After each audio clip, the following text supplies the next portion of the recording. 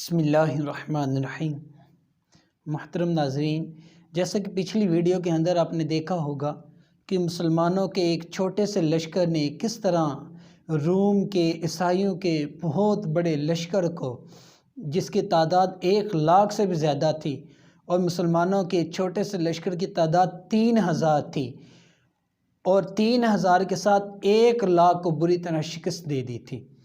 اور جب یہ شکست عیسائیوں کو ہوئی تو ان کی عزت 2 کوڑی کی رہ گئی تھی۔ چنانچہ انہوں نے سوچا کہ ہم دوبارہ مسلمانوں سے اس چیز کا بدلہ لیں گے، اور بدلے کی آگ ان کے اندر بھڑک اٹھی۔ چنانچہ مودع موتا کے حاکم شرحبیل نے مسلمانوں کے ساتھ جنگ کرنے کا فیصلہ کیا اور مدینے کے اوپر چڑھائی کرنے کا فیصلہ کیا۔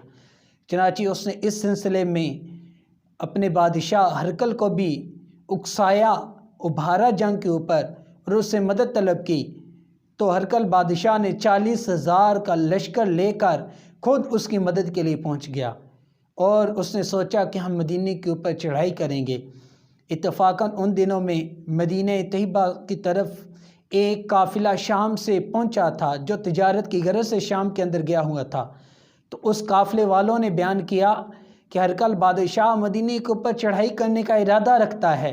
جب یہ اطلاع سرکار علیہ السلام تک پہنچی تو سرکار علیہ السلام نے بھی جواباً اس کے ساتھ جنگ کا ارادہ فرمایا، اور آپ علیہ السلام نے ایسا ارادہ فرمایا کہ آپ نے کہا کہ ہم مدینے کے اندر رہ کر دفاع نہیں کریں گے، بلکہ وہاں شام کے اندر جا کر اس سے جنگ کریں گے۔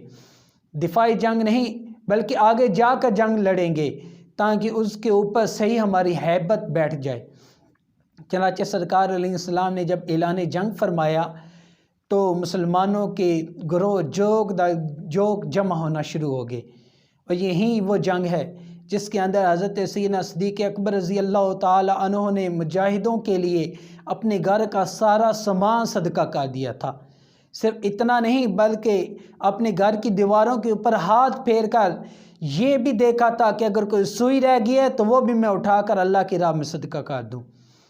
اور حضرت سیدنا فاروق اعظم رضی اللہ تعالی عنہ نے اپنے گھر کا آدھا مال اللہ تبارک و تعالیٰ کی راہ کے اندر صدقہ کر دیا تھا۔ اور حضرت سیدنا عثمان غنی رضی اللہ تعالی عنہ نے ایک بار 1,000 اونٹ جو ہیں وہ صدقہ کیے، پھر دوسری مرتبہ 200 گھوڑے اللہ تبارک و تعالیٰ کی راہ میں صدقہ کیے، اور پھر 200 اوقیہ چاندی جو ہے یہ بھی اللہ تبارک و تعالیٰ کی راہ میں صدقہ کر دیے۔ پھر مزید 200 اونٹ جو ساز و سامان تھے وہ بھی اللہ تبارک و تعالیٰ کی راہ کے اندر صدقہ کر دیے۔ لیکن پھر بھی حال یہ تھا کہ صحابہ بیان فرماتے ہیں، سیرت کے اندر آتا ہے کہ جب صحابہ جنگ کے لیے نکلے تھے تو ان کے پاس کھانے کے لیے قلت ہو گئی تھی۔ چنانچہ صحابہ بیان کرتے ہیں کہ ہم نے راستے کے اندر پتے کھا کر گزارا کیا تھا، اور ان پتے کھانے کی وجہ سے ہمارے منہ کے اندر ورم پیدا ہو گیا تھا، منہ سوج گیا تھا۔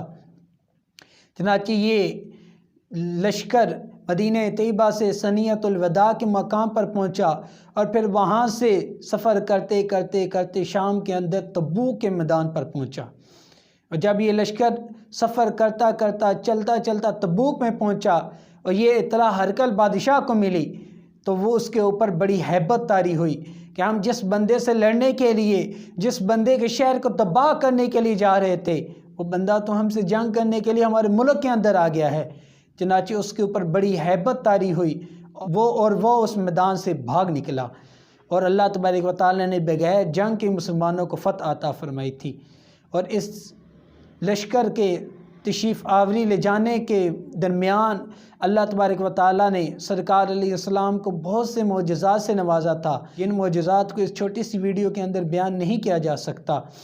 تو اگر آپ اس طرح کی مزید ویڈیو دیکھنا چاہتے ہیں تو سلسلہ وار ہم مسلمانوں اور عیسائیوں کی جنگوں کو بیان کر رہے ہیں۔ پہلی ویڈیو کے اندر آپ نے مسلمانوں اور عیسائیوں کی پہلی جنگ جو ہوئی تھی موتا کے مقام پر، اس کے بارے میں سنا تھا، اور آج کی ویڈیو کے اندر ہم نے غزوہ تبوک، جیش الاسرت جس کو کہتے ہیں، اسرت مین تنگی والا لشکر، جس کے اندر سرکار علیہ السلام کے لشکر کے پاس ساز و سامان ظاہری طور پر مال و اسباب نہیں تھا، اور 40,000 کا بہت بڑا لشکر تھا اور کھانے پینے کی قلت تھی، اور اللہ تبارک و تعالیٰ نے بغیر جنگ کے اس لشکر کو فتح عطا فرمائی تھی۔ اور مزید اس طرح ہم تیسری چوتھی مزید جنگوں کو بھی بیان کریں گے۔ اگر آپ اس طرح کی ویڈیو دیکھنا چاہتے ہیں تو ہمارے چینل کو سبسکرائب کر لیجئے اور بیل آئیکن کو بھی ضرور دبائیے تاکہ نوٹیفیکیشن آپ کو ملتا رہے اور آپ اچھی مزید ویڈیو جو وہ دیکھ سکیں۔